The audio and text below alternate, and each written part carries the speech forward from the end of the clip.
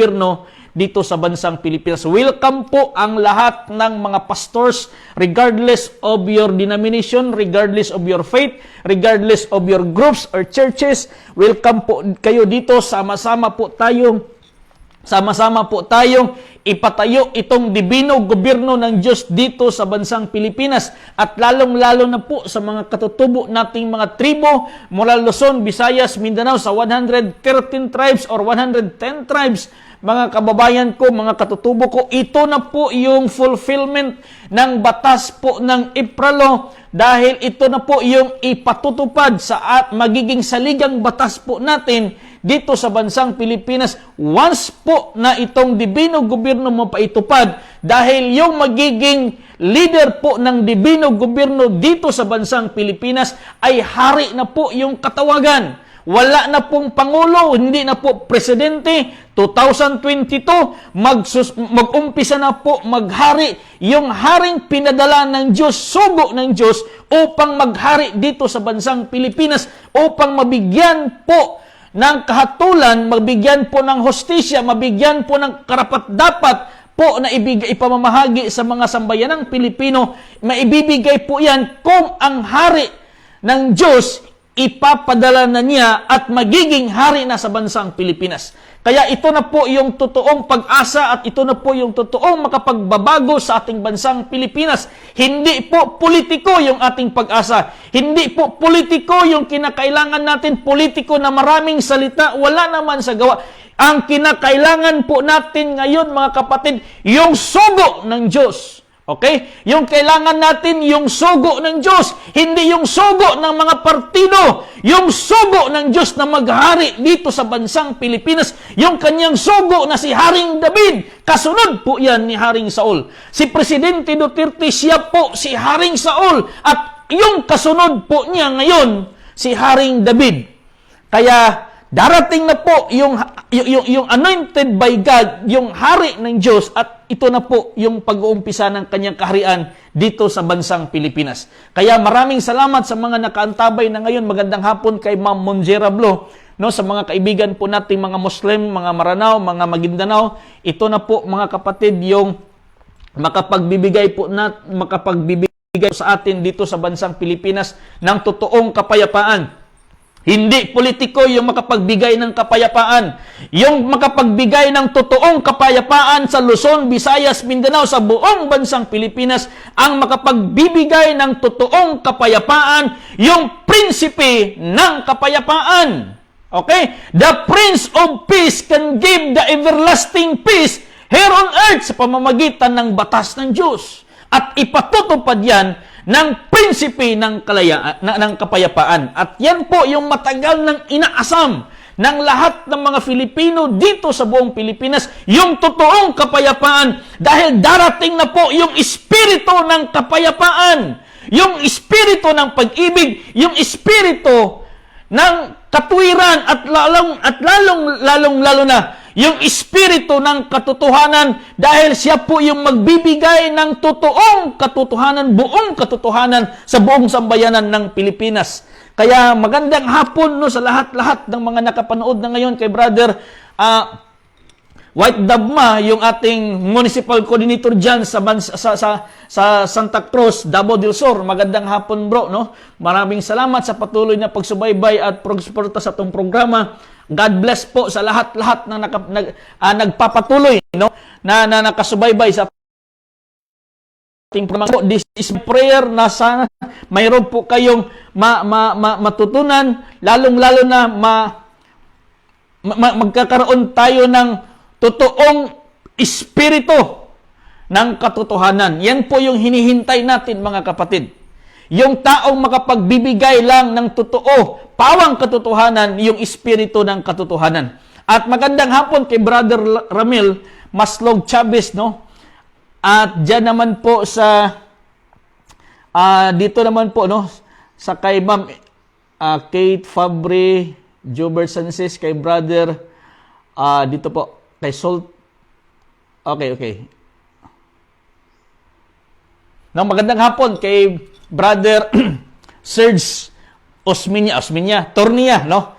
Kay Brother Tuto Tornia, yung aking kaibigan, no, kasamahan po natin, no, kasamahan ko dati, member ko dati doon sa habang nasa church po ako sa Magpit, North Cotabato. Magandang hapon din sa lahat sa mga Tornia family diyan sa North Cotabato, sa lahat po ng mga taga Magpit, North Cotabato, no. Magandang hapon mga Ondas family. Magandang hapon po sa inyong lahat. Sa lahat po ng mga taga dyan na naniniwala or nakikinig sa aking kapatid dyan, kay Michael Mangkal, magandang hapon sa inyong lahat. Dyan naman po sa South Cotabato, mga under po sa Region 12, mga pastors po sa Region 12, dyan po sa Sultan Kudarat, magandang hapon po sa inyong lahat sa pamumuno po ni Pastor Edgar Mangkal. No, maraming salamat sa inyo dahil nasubaybayan niyo na po yung ating advokasya, yung ating programa sa Divino Gobyerno, at magandang hapon din sa lahat po ng mga ministerial groups diyan po sa Cavite Province, no, sa Bacoor, diyan naman sa Region 1, Region 2. Nandyan po si Pastor Fernand Mangkal po, dyan po si Region 1, siya po yung in-charge po natin dyan. Magandang hapon naman po sa inyong lahat.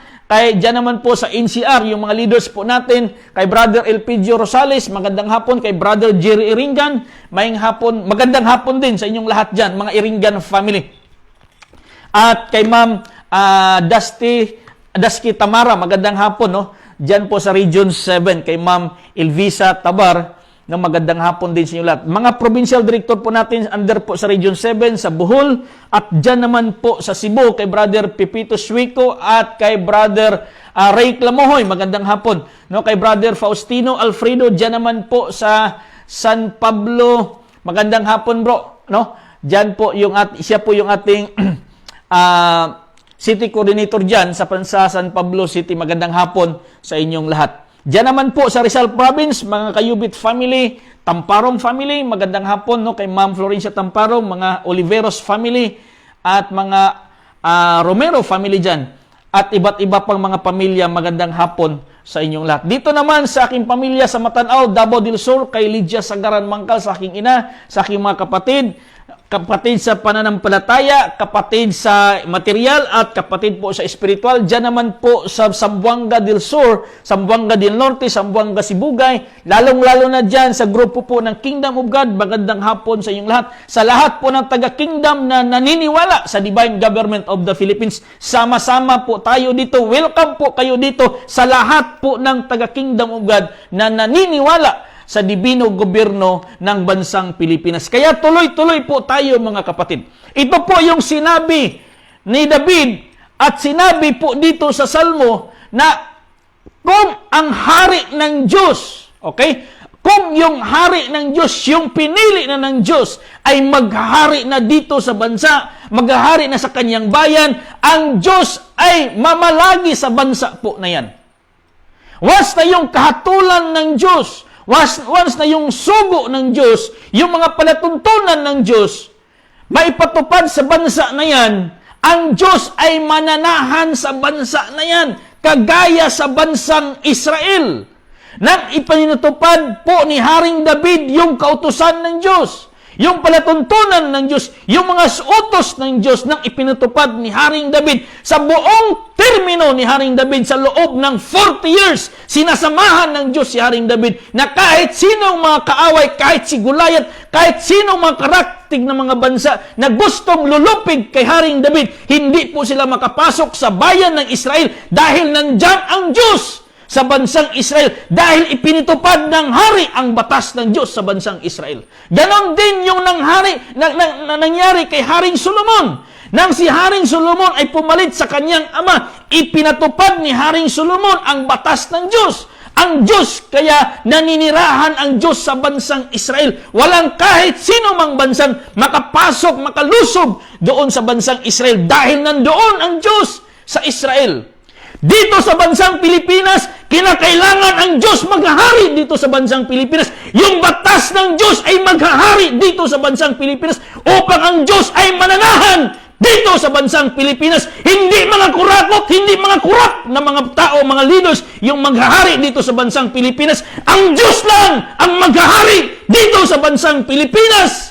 Dahil ito po ay bayan ng Diyos. Ito ay banal na bayan ng Diyos at tayong mga Filipino ay mga anak ng Diyos. Kaya kinakailangan natin yung hari ng Diyos na maghahari dito sa bansang Pilipinas. Hindi yung mga leader na maghari-hari, yung totoong hari ng Diyos. Yung si Haring David, yung maghahari dito sa bansang Pilipinas. Hindi po yung mga leaders natin na naghahari ang kasamaan sa kanilang mga puso at sa kanilang mga damdamin, sa kanilang mga isipan. Nabibilang na po yung araw ng mga masasama dito sa bansang Pilipinas. Dahil ito na po yung katotohanan, ito na po yung panahon na darating na po yung dibinong gobyerno ng bansang Pilipinas at mangyayari na po yan sa 2022. 2022 na po yan, mga kapatid, yung paghahari ng dibinong gobyerno sa bansang Pilipinas. Matatapos na po yung kasamaan dito sa bansang Pilipinas dahil yung anak ng Diyos, yung pinili ng Diyos ay maghahari na dito sa bansang Pilipinas.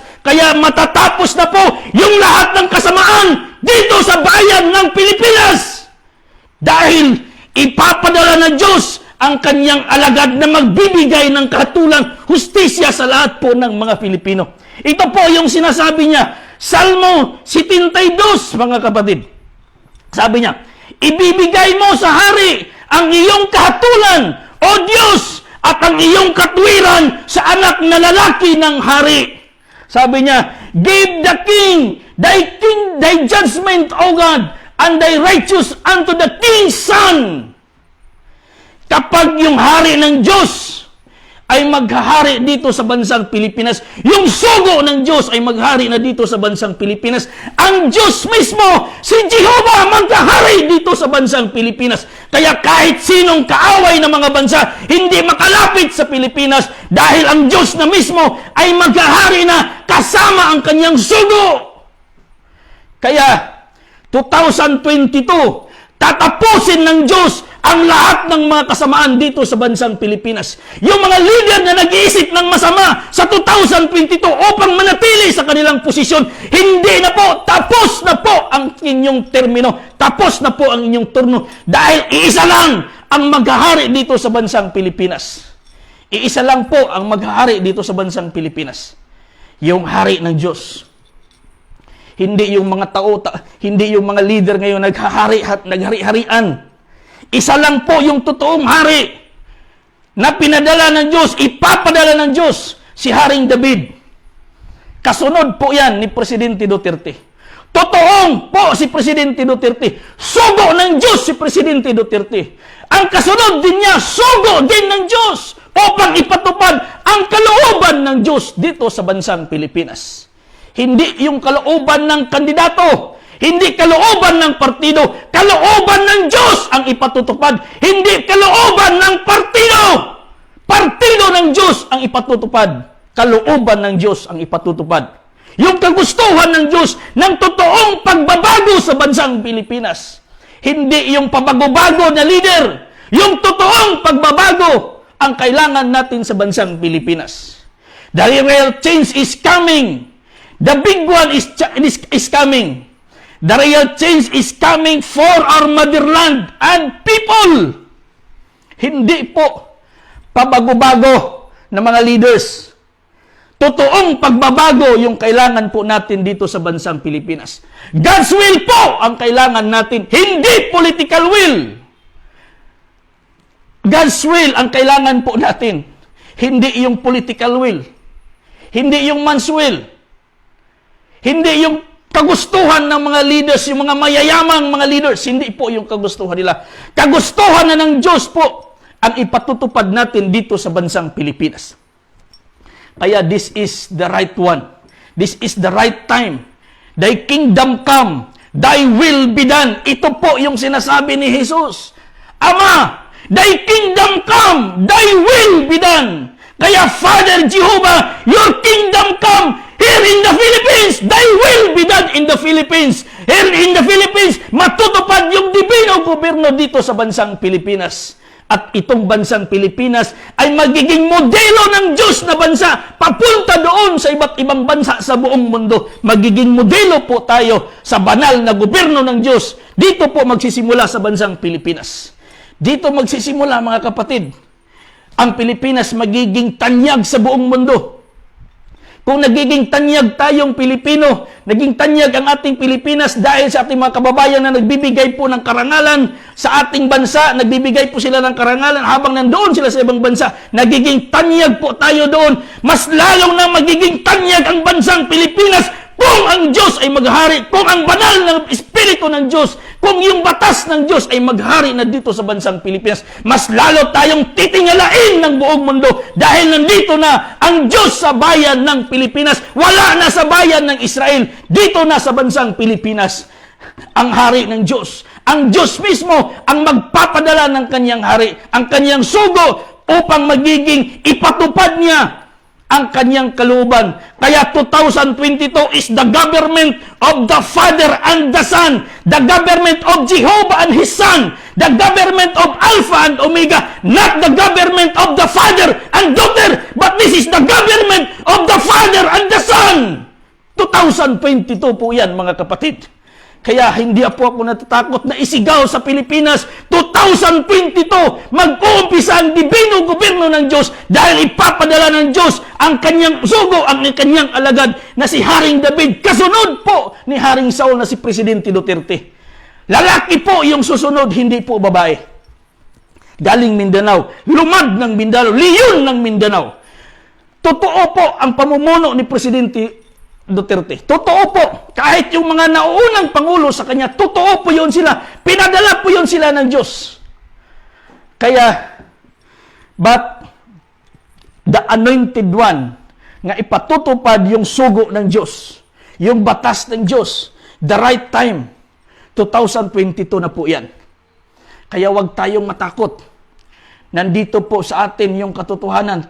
If we will tell the truth will set us free. Buong bansang Pilipinas, ang Pilipinas ay magkakaroon ng kalayaan dahil sa katotohanan, dahil ang espiritu ng katotohanan ay darating na po dito sa ating bayan. Kaya if we will tell the truth will set us free, mga kapatid, dahil sa espiritu ng katotohanan. Kaya ito na po, mga kapatid, wag po tayong mababalisa, wag kayong matakot dahil ang Diyos nasa puso at isipan nyo. Wag kayong mababalisa, wag po kayong magduha-duha. Wag mag-2x2 ng paniniwala sa DGP. Wag mag 3x3, wag mag 2x2 sa paniniwala sa DGP. No? 2x2. Duha-duha ba? Wag magdadalawang isip. Kung ikaw ay sumusugal ngayon, kung ikaw ay isang sugarol, i-shoot mo na yung sugal mo para sa dibino gobyerno ng Diyos. Dahil maniwala kayo sa hindi. Blessed are the meek, for they will inherit the earth. Bulahan, mapalad yung maamo, dahil sila po ay mga tagapagmana ng lupa. Hindi po yung mga masasama, mga kapatid. Hindi kailanman ang mga masasama, kailanman ay maiiwan dito sa lupa. No? Kaya 2022, sinasabi ko na, ang Diyos ngayon, ngayon mga kapatid, habang sinasalita ko ito, ang Diyos ngayon ay gumagalaw. Ang Espiritu ngayon ng Diyos, ang arka ng covenant, the ark of the covenant ngayon ay gumagalaw na. Ang Espiritu ng ark of the covenant ay gumagalaw na. Linilinis na po niya ang bansang Pilipinas. Dinadahan-dahan na po niyang pinapatay yung mga masasamang damo dito sa bansang Pilipinas. At saka yung banal na berbo ng Diyos. Yung espada ng Diyos ay gumagalaw na ngayon, mga kapatid. Yung espada ng Diyos, no? Tumatagis na po sa puso't isipan ng mga bawat Filipino na kinakailangan po nilang magsisisi sa kanilang mga kasalanan at babalik yung kanilang loob sa Diyos. Dahil ang Diyos lamang, mga kapatid, ang makapagbibigay po sa atin ng totoong kapatawaran kung ang iyong pagsisisi ay totoo rin sa harapan ng Diyos kahit gaano kalaki ang iyong kasalanan. Politiko ka man o hindi, private government ka man, mga kapatid, kahit gaano kalaki ang ating kasalanan, kapag ikaw ay lalapit sa Diyos, ang Diyos po ay malaki ang kanyang kamay at bibigyan kaya ng puso na laman, hindi pusong bato. Bibigyan kanya ng bagong diwa at babaguhin niya, bibigyan kanya ng bagong puso, mga kapatid, at bagong espiritu. Yan po yung sinasabi niya. Basahin ko nung nakaraang linggo, yung sinasabi ko dito po, mga kapatid. Ezekiel chapter 11, verse 19.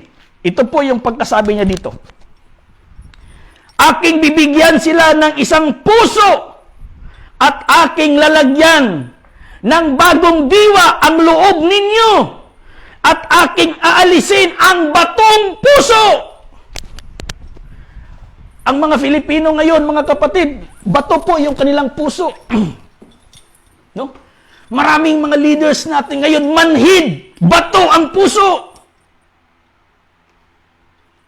Pero anong sabi ng Diyos? Sabi niya, at aking aalisin ang batong puso sa kanilang laman at aking bibigyan sila ng pusong laman upang sila'y magsilakad sa aking mga palatuntunan at ganapin ang aking mga kahatulan at isasagawa at sila'y magiging aking bayan at ako'y magiging kanilang Diyos.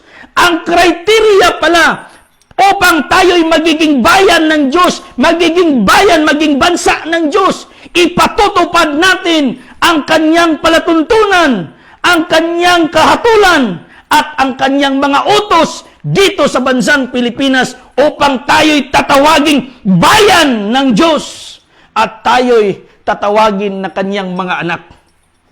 Yan lang po. Tayo bang Pilipino ngayon, tinatawag ba tayong bayan ng Diyos? Tayong mga Pilipino ngayon, tinatawag ba tayong bansa ng Diyos? Hindi pa, dahil hindi pa natin naipatupad ang batas ng Diyos dito sa bansang Pilipinas. Individual sa atin naniniwala sa Diyos. Every time we pray, sasagutin tayo ng Diyos dahil taimtim po yung ating pananampalataya pa sa Diyos. Pero as a whole, dito po sa bansang Pilipinas, buong bayan ng Pilipinas, hindi pa natin nire-recognize ang batas ng Diyos. Hindi pa natin nire-recognize ang palatuntunan ng Diyos. Hindi pa natin nire-recognize ang mga utos ng Diyos. Kaya hindi pa tayo karapat-dapat tawaging bayan ng Diyos. Kung ang ating bayan hindi susunod sa batas ng Diyos. Kaya upang magiging bayan tayo, magiging anak tayo ng Diyos sa kanyang harapan, ipatupad natin yung kalooban ng Ama upang tayo'y tawagin na kanyang mga anak. Yan po mga kapatid, yung pinaka good news. Pinaka good news ngayon sa buong Pilipinas. Yung pinaka good news na dapat nating maintindihan. Kaya nga sinasabi ni Jesus Christ, repent, for the kingdom of God is at hand. Magsisisi kayo dahil ang kaharian ng Diyos ay malapit na.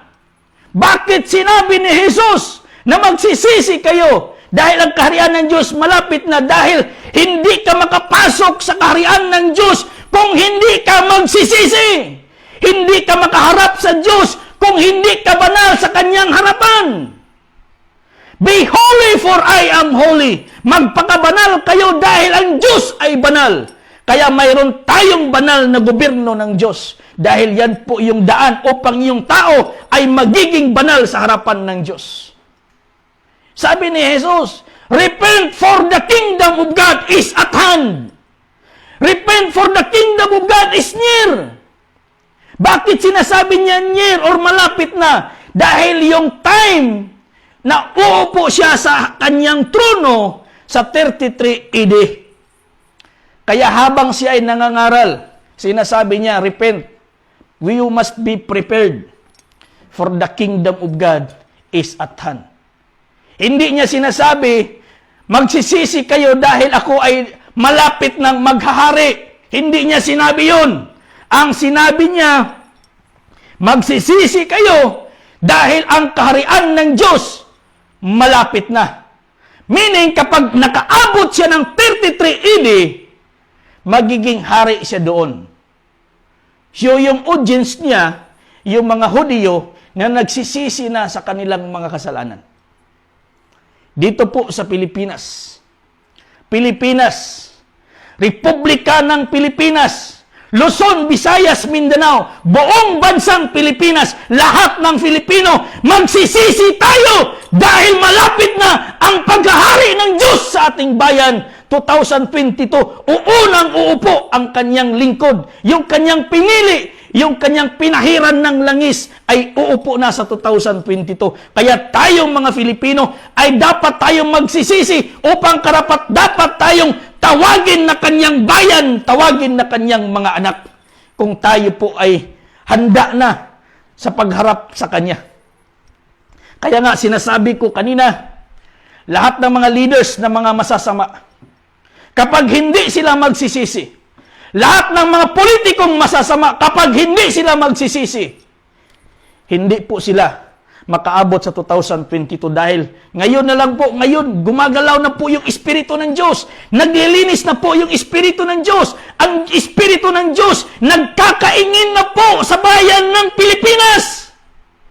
Yung bulldozer po ng Diyos, binubuldos na po yung mga kabundukan ng ating mga puso, yung mga bundok sa ating mga puso, yung mga bato sa ating mga puso, binubuldos na yan po, ginagrider na po yan ng mga heavy equipment ng mga espiritu ng Diyos. Kaya yung wasay, yung palakol ng Diyos, ay nag-uumpisa ng titibag sa mga puno ng kahoy. Yung espada ng Diyos ay nag-uumpisa na pumuputol na mga masasama dito sa bansang Pilipinas. Yung Ark of the Covenant ay nag-uumpisa na, naglilinis upang sa para po ang magiging 2022, magiging banal na po sa harapan ng Diyos. Mga kapatid, hindi po ito atik-atik. No? Hindi kagaya ng Smartmatic ba nag-atik-atik. May Diyos po tayong automatic, mga kapatid. No? Kaya sabihin ko sa inyo, 2022, wala ng Pangulo sa bansang Pilipinas. Wala ng Pangulo. Hari na po, 2022. Maniwala man sila sa hindi.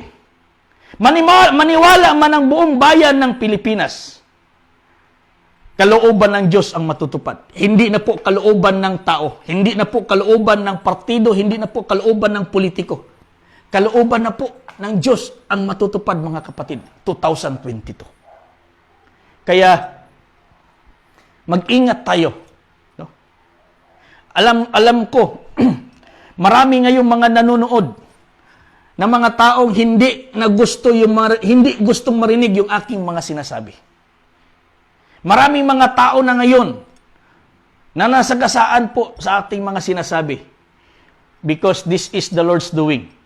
Ito po yung pagkaingin ng Diyos. Ito yung pag-prepare the way. He is preparing the way. He is preparing the way for the GP 2022. Tayo po, mga kapatid, yung ginamit ng Diyos. Kaya, mapalad tayo. Mapalad ka dahil naniwala ka sa DGP. Mapalad ka ngayon naniniwala sa DGP dahil hindi ka makasama sa kaingin. Hindi ka makasama sa pruning. Okay? Hindi ka makasama sa pruning. Hindi ka makasama sa two-third na papatayin ng Diyos, mga kapatid. Dahil ikaw ay naniniwala. Yung bubuhayin ngayon ng Diyos, you must participate. The first resurrection. And the first resurrection is not in the dead, in the cemetery. But the first resurrection is your faith. Ang unang pagkabuhay muli, ang iyong paniniwala sa Diyos at sa bayan at sa dibinong gobyerno ng Diyos. That is the first resurrection. Hindi yung mga patay na nandoon sa sementeryo. Wala na pong pagkabuhay muli doon. Pero totoong mayroong first resurrection. Yung first resurrection, yung paniniwala mo ngayon sa DGP, ikaw ay nabubuhay muli dahil yung paniniwala mo sa dibino gobyerno, hindi po basta-bastang paniniwala yan. That is the first resurrection, mga kapatid. Kaya nga, sinasabi dyan, blessed, no? Blessed and holy is he who have part the first resurrection. To him the second death has no power, but they become the Christ of God and will reign with Christ for 1,000 years. Blessed and holy is he who have part the first resurrection. The first resurrection, mga kapatid, yung paniniwala mo sa dibino gobyerno ng Diyos. That is your first resurrection. Kaya yung second death, hindi po yan darating sa iyo dahil ikaw ay pinili ng Diyos. Itong programa natin sa DGP, ito po ay paghahanap ng mga totoong anak ng Diyos. Ito po ay paghahanap ng mga totoong anak, mga leader ng Diyos. Dahil kapag dating na po ng 2022 Divine Government of the Philippines, ito yung magiging messenger ng hari doon sa iba't ibang bayan, iba't ibang lugar. Itong mga naniniwala ngayon na mga anak ng Diyos. Ang Pilipinas po ay magpapadala ng mga missionaries. Okay? Ang Pilipinas ang magpapadala ng mga missionaries doon sa iba't ibang bansa. At yung ipalaganap nila na magandang balita na nag-umpisa na ang dibino gobyerno dito sa bansang Pilipinas, that is the good news. Hindi yung magpunta ka doon sa ibang bansa, i-present mo yung grupo mo, organization mo, simbahan mo, churches mo, mga projects mo doon. Pupunta ka doon bilang missionary at sasabihin mo doon, mga kapatid, we will pray, help us pray, no? Mayroon po tayo mga 100 souls po doon sa bla bla bla sa bansang ito at kailangan na po nilang i-baptize, kailangan na po natin mga sponsors, $1,000 per head. Hindi ganyan ang good news, mga kapatid. The good news is, the kingdom of God is at hand. The good news is, divine government of the Philippines will start in 2022. That is the good news in the Philippines. That is the good news, mga kapatid. Dahil wala ng Pangulo 2022. Wala ng Presidente, kahit marami pang tatakbo dyan. Okay? Kahit marami pang aspirant sa pagkapangulo ng bansang Pilipinas, hindi matutupad yan! Dahil ang tutuparin ng Diyos, yung paghahari ng kanyang pinili dito sa bansang Pilipinas. Totoo ang federal. Yung federal po, ginamit na yan doon sa Israel. Yung federal state, ginamit na yan doon sa Israel. Dahil yung bayan ng Israel, composed of 12 regions. At yung mga regions na yun, yung mga 12 tribes na yun, kanya-kanya silang state, kanya-kanya silang teritoryo, kanya-kanya silang hari, kanya-kanya silang prinsipe, kanya-kanya silang leader mula sa kanilang teritoryo, mula sa kanilang tribes. Yun po yung ibig sabihin ng federal state, mga kapatid. Pero yung batas na pinapairal nila, yung batas ng Diyos. Hindi po yung batas na gawa-gawa ng mga leaders po nila. Yung pinairal nila batas sa federal doon sa Israel noon, batas ng Diyos, yung kahatulan, yung palatuntunan at yung sugo ng Diyos, yun po yung pinapairal nila na batas doon sa bansang Israel. Dito sa bansang Pilipinas, totoo yung federal. Pero pag ang Pilipinas ay magiging federal state po ito, mga kapatid. Magiging federal state. Pero yung batas na ipaiiral ng Diyos, yung batas ng Diyos. Dito sa bansang Pilipinas. Hindi yung batas na gawa ng tao, yung gawa ng Diyos. Yung given na nga batas, yung divine law, yung divine constitution na binigay na ng Diyos doon kay Moses sa Mount Sinai. Yun po yung ipaiiral natin na batas sa federal state, mga kapatid. Kaya, totoo yung federalism. Yung advokasya po ng ating mahal na Pangulo na federalism, totoo po yan. Pero yung pinakatotoo dyan, yung batas na ipaiiral sa federalism, batas ng Diyos. Dahil yung batas ng Diyos yung makapagbibigay ng totoong hustisya, totoong kahatulan. Kaya nga sinasabi niya dito, ibigay mo sa hari ang iyong kahatulan, O Diyos, at ang inyong katuwiran sa anak na lalaki ng hari. Kaniyang hahatulan ang iyong bayan ng katwiran at inyong dukha at kahatulan.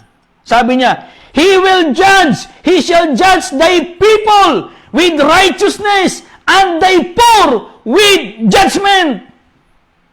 Ito po, mga kapatid, yung trabaho ng hari sa Pilipinas. Sabi niya, kaniyang hahatulan ang iyong bayan ng katuwiran at ang iyong dukha at ng kahatulan. Ito na po yung matagal nang hinihintay ng ating mga dukha na sinasabi dyan. Blessed are the poor, for there is the kingdom of heaven. Ito na po yung hinihintay ng ating mga poor. Ito na po yung hinihintay po nating mga poor, mga kapatid. Blessed are the poor, for there is the kingdom of heaven. At ito na po yung utos ng hari sa kanyang anak na magiging hari sa ating bayan. Sabi niya, He shall judge thy people with righteousness and thy poor with judgment. Ito na po yung pag-asa nating mga dukha, nating mga tribo, nating mga katutubo. Ito na po yung ating pag-asa na tayo po ay mabibigyan ng hustisya mula sa Diyos na hustisya. Katwiran mula sa Diyos. Ito na po yung pag-asa ng ating mga katutubo mula Luzon, mula Aparis, mula Igorot, mula Ifugao, hanggang dito po sa Hulo-Sulo, sa Tawi-Tawi. Lahat po ng ating mga kababayang, mga katutubo, ito na po yung ating hinihintay, yung paghahari ng sugo ng Diyos. Dahil siya lang po yung makapagbibigay sa atin ng totoong hustisya. Hindi Pangulo! Hindi Pangulo. Hari po. Hari. Kaya 2022, maghahari na po yan.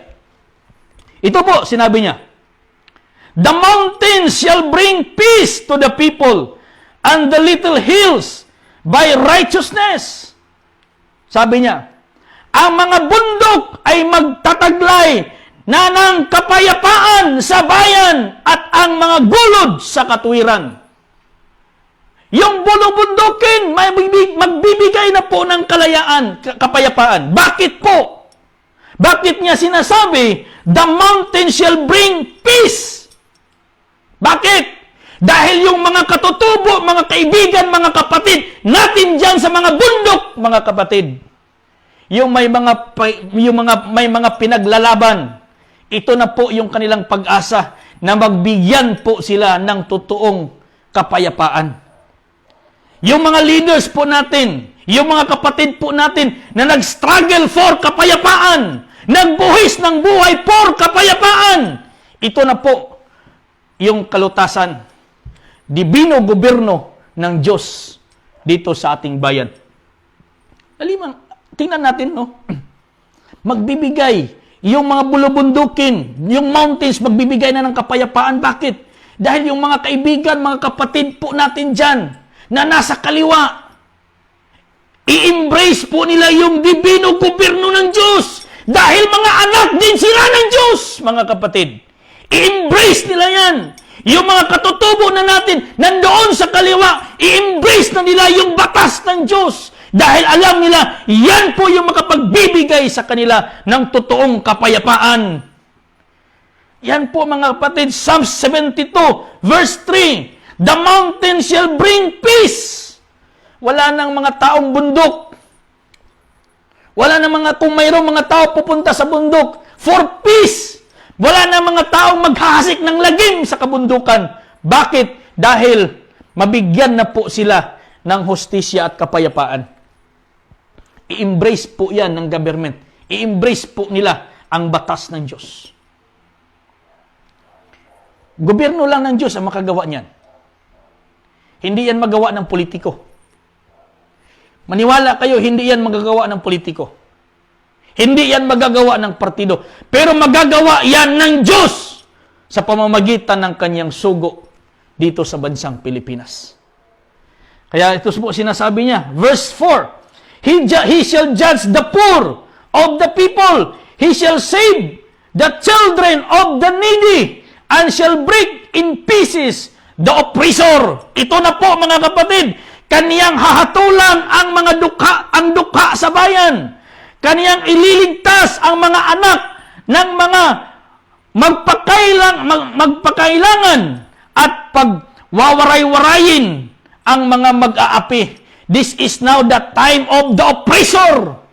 Kaya, sinasabi ko ng kanina, ang Espiritu ng Diyos ay nag-uumpisa na ngayon. Pinuputol, tinataga na po yung mga masasamang damo dito sa bansang Pilipinas. Nililinis na po ng Diyos. Pinapalakol na po ng Diyos yung mga malalaking puno ng kahoy. Binubuldos na po ng Diyos yung mga malalaking bato, yung mga malalaking pader to prepare the way of DGP for 2022. This is the Lord's doing. This is the Lord's doing and it is marvelous in our eyes, mga kapatid. Ito po yung trabaho ng Espiritu ng Diyos. Dahil nililinis na po ng Diyos ngayon ang daan, ang highway for 2022 sa DGP. Kaya mayroon na po tayong biyaheng DGP, mga kapatid. Mayroon na po tayong biyaheng DGP. Nakausad na po yung biyaheng DGP. Nakausad na. Mula Mindanao, papuntang Malacanang. Mula Mindanao, papuntang Malacanang ang biyaheng DGP. Leon po ang driver. Hindi Aguila ang driver. Hindi Buaya ang driver. Leon ang driver ng DGP papuntang Malacanang mula Mindanao. Leon. Hindi manok. Hindi maya. Hindi pirok-pirok. Hindi tukmo. Leon po, mga kapatid, ang driver ng DGP papunta doon. Yung Espiritu ng Diyos, si Jehovah, yung advance party natin. Siya na po, yung Espiritu na po, yung nangunguna sa bawat bahay po ng Pilipino, mula Mindanao, papuntang Luzon, sa bawat madaanan po ng DGP. Lahat po yan, hihigupin ng Espiritu ng Diyos para yan magnet, mga kapatid. Kaya hindi po tayo mababalisa kung wala po tayong karaban. Dahil ang Espiritu na ng Diyos, yung nagkakaraban sa bawat bahay ng mga Filipino. Ibinubuhos na po ng Diyos ang kanyang Espiritu sa lahat ng laman ng mga Filipino upang hanapin nila ang dibinong gobyerno ng bansang Pilipinas. At mag-uumpisa na po yan sa 2022. Hindi 2033, hindi 2034, hindi 2052, 2022, 2022. Bakit? Dahil 2022, ika-501 years po yan mula 1521. Yung 501 years, that is the number of the Vicaribs Filii. Dahil tayong mga Filipino, ang Vicaribs Filii, kahalili sa mga anak ng Diyos doon sa Israel. Hindi na Israel ang mga anak ng Diyos. Tayo na po ang mga anak ng Diyos. Tayong mga Pilipino, tinago po tayo sa Vicaribs Filii. Tayo po yung 666, mga anak tayo ng Diyos.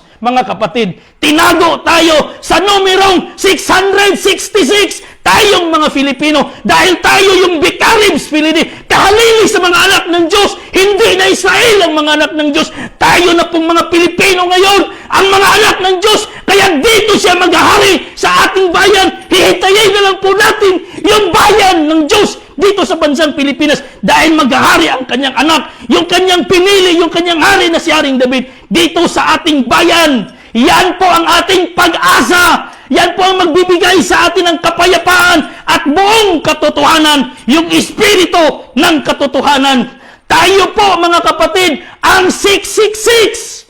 Tayo ang kahalili sa mga anak ng Diyos sa Israel. Hindi masama ang 666. Yung mga Pilipinong naniniwala na masama ang 666, hindi makarating sa 2022. Yan po, mga kapatid. Hindi masama ang numerong 666. Dahil yan po ay numero, sinyo yan sa mga anak ng Diyos. Itinago tayo dyan sa numerong 666. Tayo yung Vicaribs Filii, kahalili sa mga anak ng Diyos. Hindi na po Israel ang mga anak ng Diyos.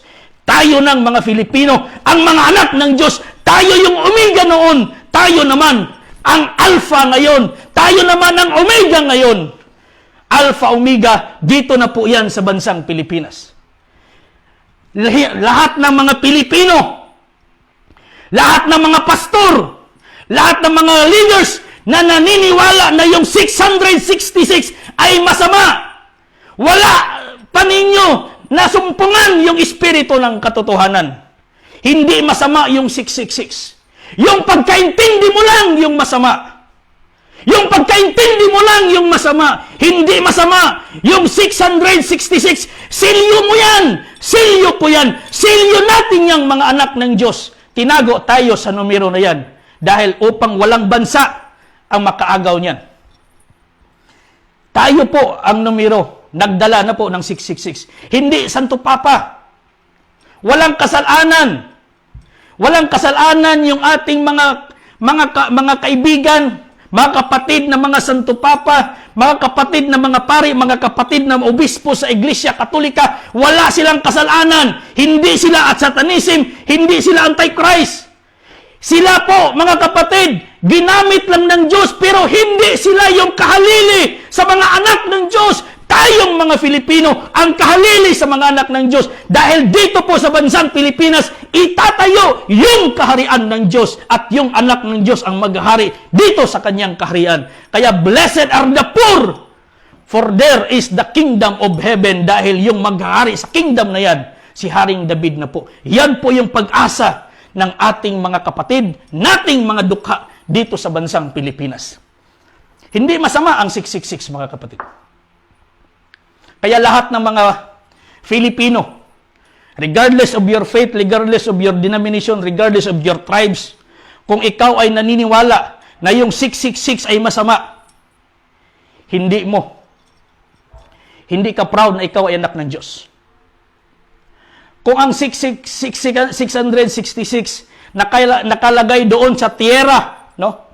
Sa tierra po ng mga kaibigan po nating mga Santo Papa, Vicarius Filii or Vicarius Filii.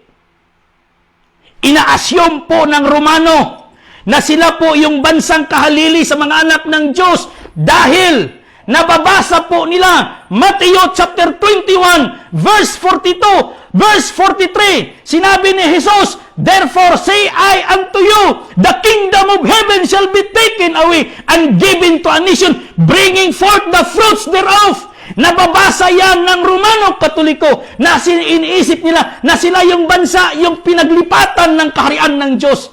Pero tinago yan sa numerong 666.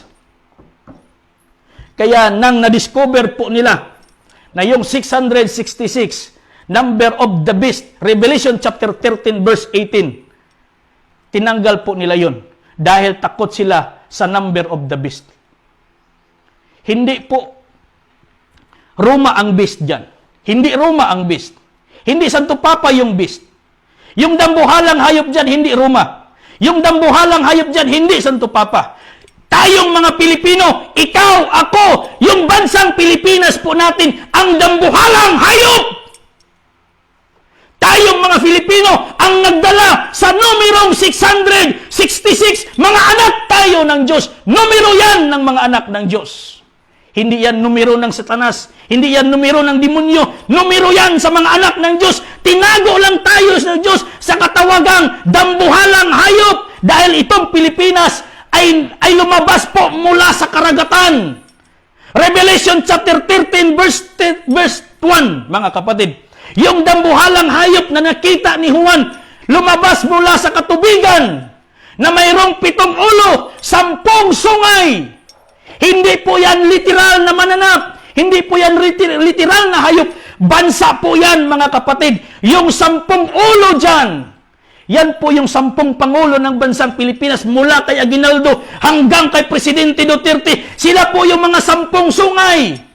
Yung 7 ulo dyan. Sila po yung 7 elected president mula kay Quezon, Rojas, Quirino, Magsaysay, Garcia, Macapagal, Marcos.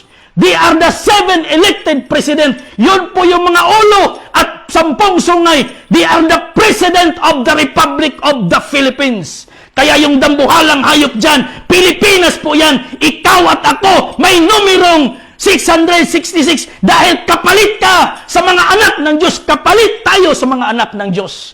Hindi masama yung 666. Silyo yan sa mga anak ng Diyos. Silyo yan. Maraming nag-agawan ngayon sa divine wealth. Maraming nag-agawan ngayon sa divine wealth. Hindi nila alam yung divine wealth. Tinago sa TBM LSM-666. Naniniwala sila. No? Naniniwala sila na mayroong divine wealth pero hindi alam. Kaya, yung mga taga-western part, mga kapatid, tinakot tayo sa numerong 666 dahil alam nila that is the mother account of the Filipino people. Bakit nakarugtong yung 666? Dahil yan po yung code sa mga anak ng Diyos. Vicarious Filii from the word. Vicarious Filii, kaya mayroong 66. Kaya mayroong TBM LSM-666. That is the account, the mother account of the peoples of the Philippines. Mga anak tayo ng Diyos. Tinago tayo sa numerong 666. Kaya yung mga claimant dyan, takot na takot, hindi ma-reconcile. Hindi ma-reconcile kung anong meaning ng 666. Hindi ma-reconcile. Kaya hindi tayo hindi mga Katoliko, mga kapatid. May mga pastors, may mga church leaders, palaging inaakusahan yung mga Santo Papa, yung mga Romano Katoliko, yung mga Satanism, Antikristo, yung mga dambuhalang, wala silang kasalanan. Ikaw nga nag-akusa, wala kang alam. Walang kasalanan yung ating mga kababayang Santo Papa, mga pari, mga faith defender, wala silang kasalanan kung sila yung nakadiscover ng number na yan. Pero hindi sila yung kahalili sa mga anak ng Diyos, tayong mga Filipino. Kaya nga, pinadala ng Spain si Magellan dito sa bansang Pilipinas. Pinadala ng Spain si Magellan dito sa bansang Pilipinas 1521. Dumating si Magellan March 16, 1521. Dahil alam po ng Roma, hindi sila yung bansa ang pinaglipatan ng kaharian ng Diyos. Kaya pinadala nila yung kanilang tropa to Christianize the Philippines. Upang magkaroon sila ng connection, Roma at Pilipinas. Dahil alam nila, nandito na sa Pilipinas yung kaharian ng Diyos, wala sa Roma. Yung Pilipinas, yung may-ari ng numero 666.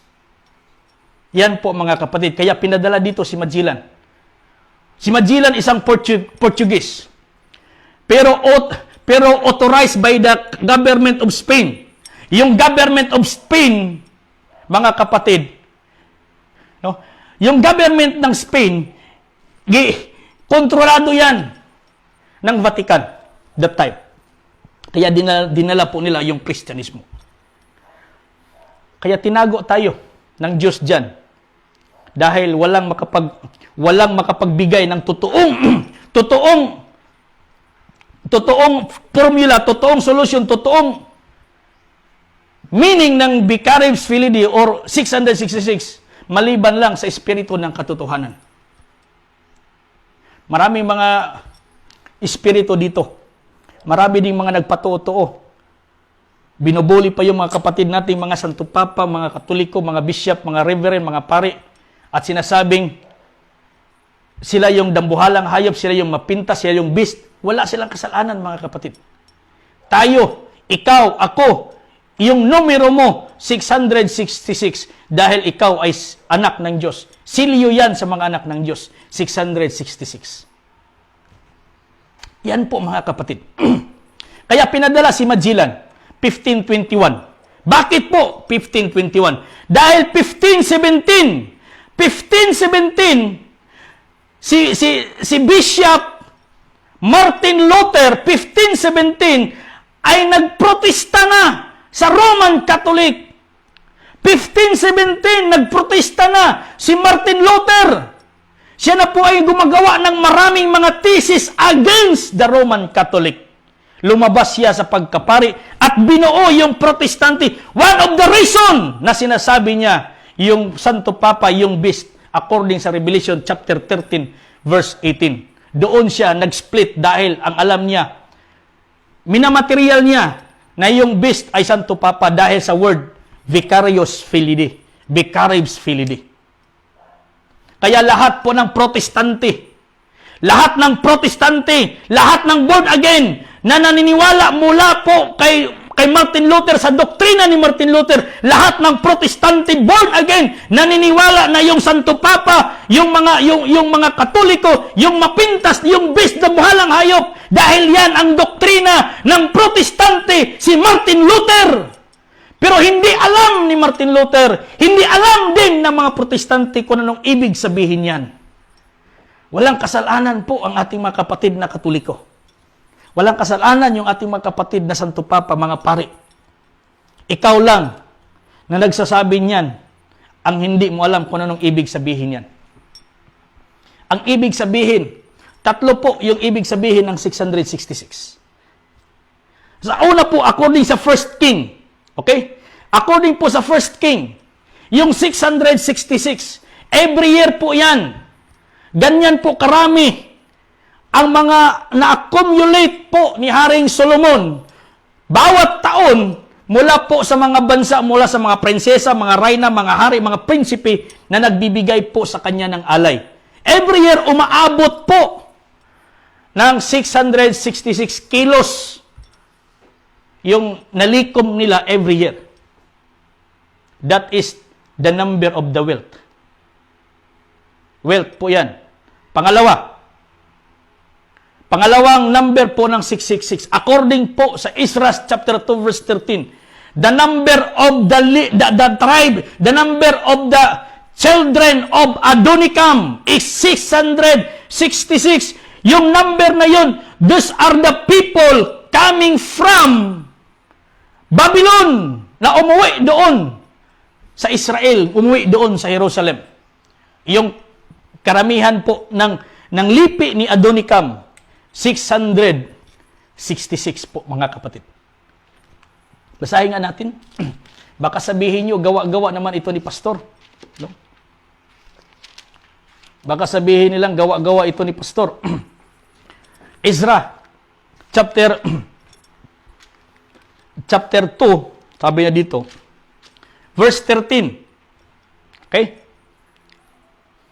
Ang mga anak ni Adonikam, 666. The children of Adonikam, 666. Tatlong size. Mga anak yan ng Diyos. Numero yan ng mga anak ng Diyos. Sa lipi ni Adonikam, mula doon sa Babylon, umuwi doon sa Jerusalem. Mga anak yun ng Diyos. 1 King chapter 10, verse 14. Basahin ko, balikan ko nga yung kay Solomon. Baka sabihin nyo naman na hindi totoo yan. No? Baka yung alam nyo kasi yung alam nyo lang kasi na 666, yung Revelation chapter 18 at chapter 13, verse 18. Yung dambuhalang hayop. Okay? Chapter 10, verse 14. Ito po yung pagkasabi niya. Sabi niya, ang timbang nga ng ginto na dumating kay Salomon sa isang taon ay 666 na talintong ginto. Now, the weight of gold that came to Solomon in 1 year was 666 talents of gold. Ginto ka? Masama ba yung ginto? Yung lipi ni Adonikam, masama ba yun? Bakit sabihin yung satanismo antikristo? Revelation chapter 13, verse 18. Ito po yung pagkasabi niya, mga kapatid. Dito'y may karunungan. Ang pagkaunawa ay bilangin ang bilang ng hayop sapagkat siyang bilang ng isang tao at kanyang bilang ay 666. Here is wisdom. And lo, sabi niya, here is wisdom, let him that hath understanding count the number of the beast, for it is the number of a man, and his number 666. Ngayon, period. Mayroon bang nilagay dyan na antikristo or satanism? Mayroon bang nakarugtog dyan na antikristo or satanism? Yung mga naniniwala na Antikristo Satanism, yung 666. Mayroon bang nakalagay dyan? Mayroon bang nakadugtong dyan na salita Antikristo Satanism? Wala. Yung pag-iisip lang, yung Satanism at saka Antikristo. No? Yung lumampas sa margin ng Diyos. Wala po, mga kapatid. Kaya nga yung sinasabi dyan, dito'y may karunungan. Ang may pagkaunawa, bilangin ang bilang ng hayop sapagkat siyang bilang ng isang tao na kaniyang bilang 666. Kaya nga sinabi ko kanina, yung hayop dyan, hindi yan literal na hayop. Yan po ay bansang Pilipinas according po dito sa Revelation chapter 13 verse 1. At siya'y tumayo sa buhangin ng dagat at nakita ko ang isang hayop na umahon sa dagat na may 10 sungay at 7 ulo at sa kanilang mga sungay may 10 diadema at kaniyang mga ulo ay mga pangalang kapusungan. Yun po yung mga 10 sungay na yun. Yun po yung nagrepresentar sa mga hari na nakita po ni propeta, ni Evangelist John doon sa pulo ng Patmos. Mga hari yun. Tingnan nga natin kung totoo ba yung sungay mga hari. Basahin natin Revelation chapter 17, verse 12. Ito po yung pagkasabi niya. At ang 10 sungay na iyong nakita, siya po yung 10 hari na hindi pa nagsisitanggap ng kaharian. Dapat what?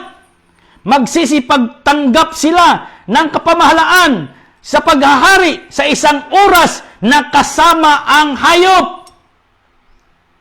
Yung sungay doon sa ulo, mga 10 hari yun. Kung yung sungay ay 10 hari, yung katawan na yan ay bansa. Isang bansa lang. Pero yung 10 sungay, yung 10 hari, ay maghahari yan isa-isa, one after the other. Hindi ibig sabihin 10 bansa po yan. Hindi po yan 10 bansa. 10 hari yan na naghahari sa isang bansa. Hindi 10 bansa. Isang bansa lang. Pero 10 hari ang naghahari sa loob ng isang oras ng Diyos. Yung isang oras ng Diyos, hindi 60 minutes ng tao. Yung isang oras ng Diyos, 41 years, 8 months, and 14 days. That is the 1 hour of God. Kaya yung 10 mga hari na yan, ay maghahari sila sa loob ng isang oras within 41 years, 8 months, and 14 days. Kaya mula kay Aguinaldo hanggang doon kay Presidente Marcos sa pag-implement niya ng martial law, 41 years po yan mga kapatid, 8 months and 14 days. Kaya yung 10 sungay dyan, yun po yung mga 10 pangulo ng bansang Pilipinas. Mula kay Aguinaldo, Quezon, Rojas, Quirino, Magsaysay, Garcia, Macapagal, Marcos, Osmeña, Laurel. Yan po mga kapatid. Kaya yung dambuhalang hayop dyan, Pilipinas po yan, na pinaghaharian ng 10 sungay. Hindi ibig sabihin na 10 bansa yan. Hindi yan 10 bansa. Isang bansa lang, pero 10 sungay, nagpuli-puli, one after the other, pagkatapos ng isang termino ng isa, papalit naman yung isang hari. Yung sinasabi dyan, basahin ko ulit, verse 12, sabi niya, at ang 10 sungay na iyong nakita ay ang 10 hari na hindi pa nagsisitanggap ng kaharian. Dapat what? Magsitanggap sila ng kapamahalaan paghahari na isang oras na kasama ang hayop. Saan ba pwede? Hindi mo sila pwedeng tawaging hari yung sungay na yan kung walang bansa. Hindi mo siya pwedeng tawaging kapitan kung wala siyang barangay. Hindi mo siya pwede tawaging mayor kung wala siyang bayan. Wala siyang syudad.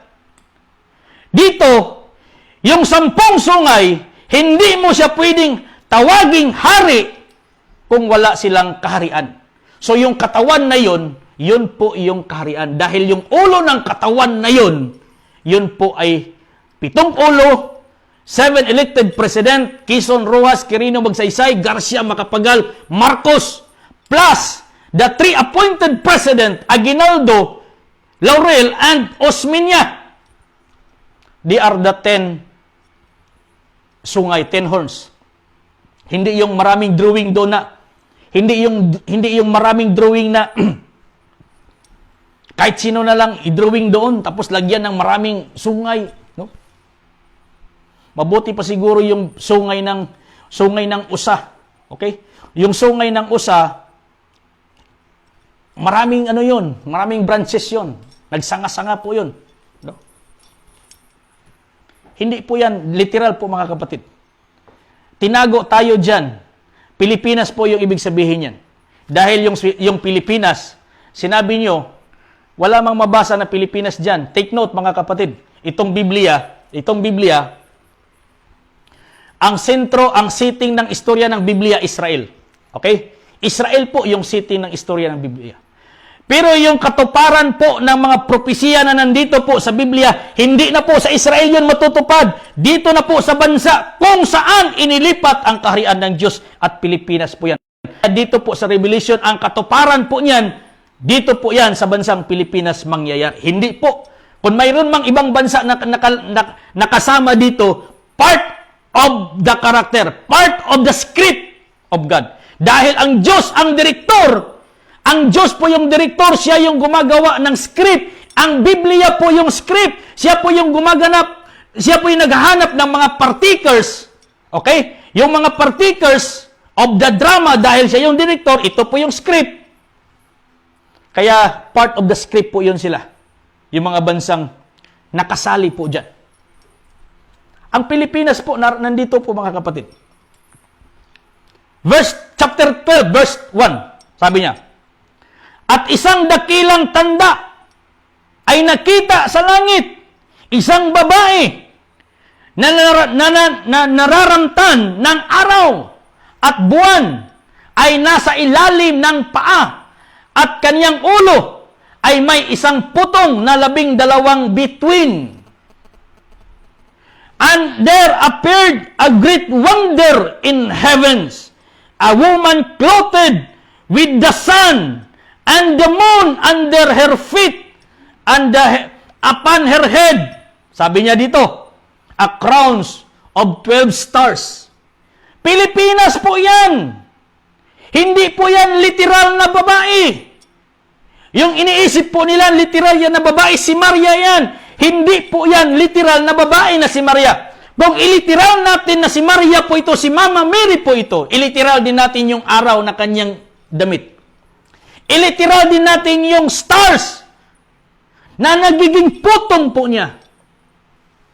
At iliteral din natin na inaapakan niya po yung bituin. Hindi po yan mga kapatid. Hindi po yan literal na babae. Bansa po yan na babae. Yung pangalan ng babae na yan, Pilipina. Yung babae na yan, ang pangalan niya, Pilipina. Si Pina po yan, Pilipina.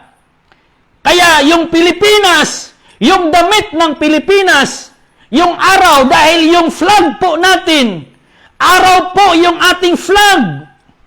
Sa lahat po ng bansa sa buong mundo, makikilala mo yan sila sa pamamagitan ng flag. Kaya yung flag ng Pilipinas, araw po yan. Kaya yung babae ditong nanamit po ng araw, Pilipinas po yan. Bansa po yung Pilipinas. Pangalawa, yung binigyan po, pangalawa po mga kapatid, inapakan niya yung bituin. Kailan ang Pilipinas umapak sa buwan? Okay, sinasabi niya dito. At sabi niya, at ang buwan ay nasa ilalim ng kanyang mga paa. Kailan napailalim ng mga paa ng Pilipinas ang buwan? Noong 1969, nung kasagsagan po ng exploration po ni scientist Wernher von Braun na mag-discover po ng buwan noong moon 1969. Yung first attempt po nila ni Wernher von Braun, kasama po yung mga crew, pinalipad po yung kanilang rocket, hindi nakarating sa buwan. Patay lahat yung crew. Pero hindi po naghinto si Wernher von Braun sa kanyang experiment, sa kanyang discovery. Gumawa naman siya ng another rocket, mga kapatid. At nagkataon, mayroong isang Filipino scientist nagbigay ng idea kay Wernher von Braun na scientist na kapag ito po yung klase na gamitin po niya, gawin po niya ito sa kanyang gawing rocket na kapag puputok po itong isang part ng rocket, hindi po lahat puputok. So yung nagbigay ng idea na yon, isang Filipino scientist. At ginawa po niya, sabi niya, pag mula malaki hanggang maliit, hanggang nakarating doon sa buwan, yung pinakamaliit na lang ng porsyon ng rocket. Yung nagbigay ng idea, Filipino scientist, 1969. Kaya sa malaking pasasalamat po ng mga astronauts na yon, sila si Neil Armstrong, si Michael Collins po, mga kapatid, at yung isa pang kasamahan po nila. Lahat ng mga crew noon pumunta doon sa Malacanang at yung Pangulo sa Malacanang noon, si Presidente Marcos pa, 1969, July 7, July 20 po, 1969. Nagpunta po sila doon, nag-courtesy call kay Presidente Marcos bilang pasasalamat po nila sa bansang Pilipinas dahil mayroong isang Filipino scientist na nagbigay po ng idea sa kay Wernher von Braun na isang scientist. Pinasalamatan po nila si Presidente Marcos. Si Presidente Marcos naman, bilang sugo ng Diyos, bilang mayroong espiritu ng Diyos, sa malaking kasiyahan, binigyan niya ng Air Force Spots yung mga astronauts na yon. Binigyan niya ng Air Force Spots yung mga astronauts na yun. At pangalawa, binigyan niya ng flag ng Pilipinas. Pinadalhan niya ng flag ng Pilipinas yung mga astronauts na yun upang pagdating nila doon sa buwan, ituturok nila yung flag ng Pilipinas doon sa buwan. Kaya po, dito po nangyayari na yung Pilipinas, yung babae, nakaapak sa buwan. Pilipinas po yan. Yung flag ng Pilipinas, flag ng Amerika, nandoon sa buwan, dinala po ng mga astronauts na yun. Yun po yung fulfillment na yung sabi niya po dito, at ang buwan nasa ilalim ng kanyang mga paa. Nasa ilalim po ng kanyang mga paa ang buwan. Dahil yung flag natin sa Pilipinas, pinatayo po, mga kapatid, parang ganito ba? Parang ganito ba? Pinatayo po. Pinatayo doon sa buwan. Tinurok doon sa buwan. Natupad po yung sinasabi diyan. Yung babae yung buwan nasa ilalim ng paanan po, talampakan ng babae. Pangatlo, yung 12 crowns. Sa umpisa, panahon po ni Presidente Marcos, yung Pilipinas, 12 regions po yun, mga kapatid. Original 12 regions, Luzon, Visayas, Mindanao, composed of 12 regions. Kaya yung flag po natin dyan, yung flag po natin, okay? Yung flag po natin, tatlong bituin po yan. Tatlong bituin. Tatlong star. Luzon, Visayas, Mindanao. Yun po yung nag-represent ng 12 regions of the Philippines. Kaya, nasa Biblia po yung Pilipinas. Hindi mo lang mababasa word for word na Pilipinas, pero kung gagamitin mo yung kaalaman ng Diyos. Kaya nga sinasabi niya dito, Revelation chapter 13 verse 18. Sabi niya, balikan ko. Sabi niya, here is wisdom, let him that understanding. Kinakailangan yung kaalaman, yung karunungan upang maintindihan mo ang gawa ng Diyos dito sa bansang Pilipinas. Hindi pwedeng hindi mo maintindihan ang gawa ng Diyos dito sa bansang Pilipinas dahil ang Pilipinas karugtong ng bansang Israel. Kaya ang bansa ng Pilipinas ay magiging modelo sa kaharian ng Diyos sa buong mundo. Kaya yung paghahari ng kanyang sugo na si David, mag-uumpisa na sa 2022. Maraming mga politikong gumagamit ng salita ng Diyos, pero hindi nila alam kung papaano i-connect ang Diyos sa ating bansa. Ginagamit lang yung text, yung context po ng Biblia, yung versikulo ng Biblia. Pero hindi alam kung paano i-connect ang Diyos dito sa ating bansa mula sa Biblia. Mga kapatid, ito po yung totoo. Sa lahat po ng naniniwala na ang 666 ay anak ng Diyos, mapalad kayo. Blessed and holy is you who have part the first resurrection. Yan po yung pagkabuhay muli sa iyong paniniwala na yung 666 ay kapalit yan. Silyo yan sa mga anak ng Diyos. Hindi masama, mga kapatid. Yung mga nagtuturo lang sa atin, yung mga pastors, yung mga reverends, yung mga pagtuturo na galing doon sa West, yun po yung nagtuturo na masama po ang numerong 666. Bakit po tinatakot tayo? Dahil yung mother account po ng Pilipinas, tinatago po sa numerong TBM LSM-666. Yan po yung mother account ng mga anak ng Diyos. TBM-LSM-666. Maraming mga nag-claim diyan. Kahalili sa anak ng Diyos. Kahalili tayo sa mga anak ng Diyos. Kaya ang makakuha lang yan dyan, yung anak ng Diyos, mga kapatid. Kahit anong klase pang ranggo mo, kahit ano pa yung katayuan mo, yung totoong spiritual wonder boy, si Jesus Christ po yan. Yung totoong spiritual wonder boy, si Jesus Christ po yan. Yung totoong white spiritual boy, anak yan ng Diyos, mga kapatid.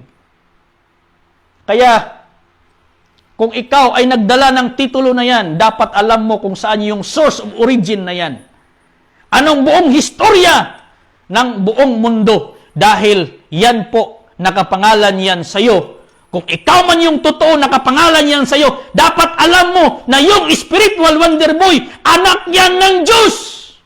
Sugo yan ng Diyos upang mamahala ng kayamanan na yan para yan sa mga anak ng Diyos. Kaya yung spiritual wonder boy, that is Jesus Christ, mga kapatid. Jesus Christ po yan. Pamana yan ng Diyos sa kanyang anak upang yung kanyang anak, yan po yung magiging administrator sa bayan kung saan ang pinili ng Diyos. Kaya itong Pilipinas, ang bayan na pinili ng Diyos upang pagbigyan ng kayamanan na yan, kaya yung magiging administrator ng kayamanan ng Diyos na yan, yung kanyang anak, yung kanyang Kristo, yun po yung magiging administrator sa pamamagitan ng dibino gobyerno. Hindi mo yan may bahagi sa mga tao kung hindi ka dadaan sa gobyerno. Hindi mo yan maibahagi sa buong mundo kung hindi ka gagamit ng gobyerno at yung gobyerno na gagamitin mo, gobyerno ng Diyos. Hindi gobyerno ngayon dahil uubusin yan sa korupsyon. Kung ikaw yung authorized spiritual man, kung ikaw yung totoong may-ari ng TBM LSM-666, dapat alam mong ikaw ay Kristo. Hindi yan basta-bastang pag-angkin. Akala nyo ordinaryo lang pagkalagay ni Marcos dyan? Akala nyo ordinaryo lang ginalagay ni Marcos dyan? Yung spiritual wonder boy, white spiritual boy, akala nyo ordinaryo lang yan? Sugo yon ng Diyos kay Marcos na ilagay yung codename na yon dahil yon yung pangalan ng anak ng Diyos. Mga kapatid, yun po yung katawagan. He has, sabi niya, kung sino po yung mananaig, ibibigay ko sa kanya ang aking sariling pangalan. Basahin nga natin.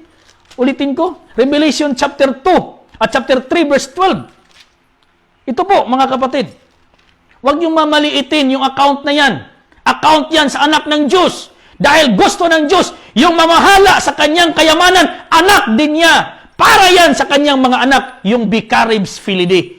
kahalili sa mga anak ng Diyos doon sa Israel. Ito po mga kapatid, ang magtatagumpay ay gagawin kong haligi ng templo ng aking Diyos. At hindi na siya lalabas doon at isusulat ko sa kanya ang pangalan ng aking Diyos. Kaya yung pangalan ng aking Diyos sinasabi doon, Counselor, Wonderful, Everlasting Father, Prince of Peace. Kaya nga yung wonderful doon, that is Wonder Boy. Di nyo ba alam yon? Tatawagin siyang wonderful, kamangha-mangha. That is Wonder Boy. No? Wonder Boy po mga kapatid. Sabi niya dito, sabi niya, at hindi na siya lalabas doon at isusulat ko sa kanya ang pangalan ng aking Diyos at ang pangalan ng bayan ng aking Diyos, mga kapatid. Dahil yung pera na yan, gagamitin yan to develop the city of God, the holy city of God. Yung TBM, LSM, -666 mother account, gagamitin yan to implement, itatayo yung templo ng Diyos. Hindi kahit anong project dyan. Secondary na po yung mga project, pero yung priority dyan, itatayo yung templo ng Diyos dito sa bansang Pilipinas at sa kanyang bagong bayan, the holy city, the Foursquare city, the holy city coming down from heaven.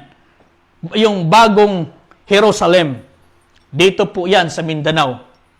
Yan po, ang mag-funds po niyan, yung pera na yan, TBM LSM -666, dahil pera yan ng Diyos.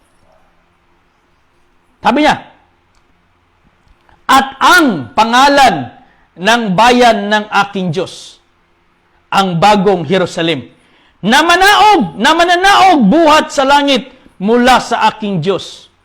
Last, at ang aking sariling bagong pangalan. Si Jesus Christ, sinabi niya kay John the Beloved na mayroon siyang bagong pangalan, sariling bagong pangalan, at isa sa mga pangalan ni Jesus Christ, Spiritual Wonder Boy. Yan po. No? Kaya, hindi kayo kinikilabutan. No? Hindi kayo kinikilabutan. Umaangking kayo sa yung TBM, LSM. Anak yan ng Diyos. Spiritual Wonder Boy, anak yan ng Diyos. Kaya nga nilagay doon, ESM, Authorized Son of Man. Authorized Spiritual Man. Kaya yung M, no, EM-77 o EM-01, ancestral money po yan, mga kapatid. That is the ancestral money from our ancestors. Mula kay Adan, Seth, Enos, Kainan, Mahalid, Harit, Enoch, Matusalam, Lamik, Noe, Shem, Arpaksad, Sala, Heber, Pirid, Neo, Sirog, Nakor, Tari, Abraham. Yan po yung pera mula po sa ating ancestors. That is the ancestors money. Das 01. EM, ancestors money. Kaya kinakailangan yung ESM, Authorized Spiritual Man. That is, ngayon, another katawagan ni Spiritual Wonder Boy. No? Kaya lang, marami na mga fabricated ngayon na documents. Kaya nga, sinasabi ko, kahit isang katutak, isang truck pa yung dadalhin mong dokumento doon sa harapan, kung sino mang pupuntahan mo doon, kung walang basbas ang espiritu, hindi din yan magkatotoo yung transaksyon mo. Bakit? Yung pagkuha niyan, yan po yung pag-uusap, yan na po yung pagkikita ng anak at ng kanyang ama. Yung anak yung kukuha, yung ama yung magbigay, yung ama saan ang ama makikita? Doon, naghintay lang doon ang ama. Kung saan mo kukunin yung pera na yan, nandoon na yung ama. Hinihintay niya lang yung kanyang anak upang magkita sila. Kaya kahit gaano pa isang truck pa na dokumento yung dadalhin mo doon, kung walang basbas ang espiritu, wala din. Kaya ito na po mga kapatid, yung totoong katotohanan. Sasabihin ko sa inyo dahil ito po, totoo po yung mga kayamanan na yan. Pero dapat alam nyo dapat alam natin yung buong katotohanan kung bakit nagkaganito yan, bakit nandito yan, sinong nagbigay niyan, sinong may-ari niyan, sinong karapat-dapat dyan, at sinong dapat mamahagi yan. Dapat yan po yung alam ng ating mga nangasiwa dyan. Hindi po yan basta-basta. Ulitin ko, kung ikaw nag-angkin nga, ikaw si spiritual wonder boy, inaangkin mo that you are the Jesus Christ, the Son of the living God. Hindi ka kikilabutin dyan. Tapos, hindi mo alam kung paano gagawin yan. Hindi mo alam kung paano gagastusin yan. No? Hindi mo alam kung paano, itatayo yung templo ng Diyos. Yan po yung hindi nakasaad dyan. Okay? Si Presidente Marcos, mayroon po siyang LOI, Letter of Instruction, nakalagay doon. Yung mga building, yung mga projects na dapat gawin, nakalista, mula number 1, number 2, nakalagay doon dahil sa letter of instruction na yun. Yun lang po yung alam nila, letter of instruction. Pero ang Diyos, mayroong spiritual instruction. Nandoon po yan kung saan gilagay yung pera. Nandoon yung spiritual instruction. Yung daladala mo lang ngayon siguro, letter of instruction, pero yung spiritual instruction nandoon. Kaya inilagay dyan ni Presidente Marcos, spiritual wonder boy, dahil alam niya, maraming mag-angkin na sila po ay wonder boy, but walang espiritu. Kaya yung spiritual instruction, nandoon kung saan nakalagay yung mga kayamanan na yan. Yan po mga kapatid. Kaya, yung mga takot sa 666, bakit pa kayo naghangad ng kayamanan na yan? Itinago ng Diyos. Yung mother account, TBM LSM-666. Tapos bakit pa kayo naghangad ng kayamanan? Tinago dyan. Yung mga naniniwalang ang 666, Antikristo, Satanism, Antichrist, or ang demonyo, kahit ano na lang, no? Kahit bakuna, sabihin lang, 666 na yung bakuna, walang kinalaman yung bakuna. Kung sinasabi dyan, hindi makabenta, hindi makabili, hindi makabay and sell kung walang tatak sa kamay at sa noo. Tapos na po yan, mga kapatid. Panahon po yan ni Presidente Marcos. Noong panahon ni Presidente Marcos, nang naglagay po siya ng batas, yung samahang nayon. Nangyayari po yan. Basahin ko nga dito. Verse 16 and 17. Ito kasi yung mga pananakot nila upang mas lalong takutin yung tayong mga Filipino. Ito po yung sinasabi nila. Ang lahat, maliit at malaki, mayaman at dukha, at mga laya at mga alipin, ay pinagbigyan ng isang tanda sa kanilang kanang kamay at sa noo. At nang huwag makabili o makapagbili ang sinuman, kundi siyang may tanda, mayroong tanda sa makatuwid ay ang pangalan ng hayop o bilang ng kaniyang pangalan. Dito po tayo tinakot. Dito po tayo tinakot ng mga leaders. Yung ibang mga religious leaders, dito po tayo tinakot na hindi makabinta, hindi makabili kung walang tatak sa kamay o sa noo. Tinakot tayo na ito ay 666. Hindi, tapos na po ito sa panahon ni Presidente Marcos. Ang ibig sabihin po nito, yung samahang nayon noon, lahat ng Filipino, mula bata, matanda, malaya ka man o alipin ka man, mahirap ka man o dukha ka man o mayaman ka man, basta ikaw ay Filipino, kasali ka sa programa na ito. Dahil anak ka ng hayop. Ikaw yung tanda ng hayop. Lahat ng Filipino. Yung hindi kasali noon, yung mga foreigner na nandito sa bansang Pilipinas. Kung ikaw ay Hapon, ikaw ay Amerikano, hindi ka kasali dito sa batas na to. Kaya hindi ka makabili, hindi ka makabenta, dahil hindi ka kasali sa bansa, sa programa nito. Dahil batas lang ito, exclusive sa lahat ng mga Filipino. Hindi ka makabili, hindi ka makabenta kung wala sa iyo yung tatak. Yung tatak ng hayop na ikaw ay Pilipino. Ikaw ay lili sa anak ng Diyos. Yun po yung tatak. Tapos, may programa po yan. Sinong Sinong mga pinanganak na nung mga 1960s, 1970s, sigurado ako na naabutan nyo itong samahang nayon na ito. Ako, hindi ko na ito naabutan eh. No? Hindi ko na ito naabutan. Yung mga nasa mga 60s, 70s na ngayon, ito po, alam na alam po nila yung samahang nayon. Walang hindi makapagbili kung hindi. Meaning, mayroong orientation sa lahat po ng Filipino. Kaya yung lahat ng mga Filipino, kailangan makinig. Okay? Kailangan makinig sa batas na ito. Dahil kung hindi ka makinig, dapat unawain mo, itatak mo sa iyong pag-iisip yung batas na ito. Kapag ito ay naintindihan mo dahil gisilsil na sa imong alimpatakan, tatakan mo sa kanang kamay. Ano ibig sabihin po ng tatak sa kanang kamay? Signature!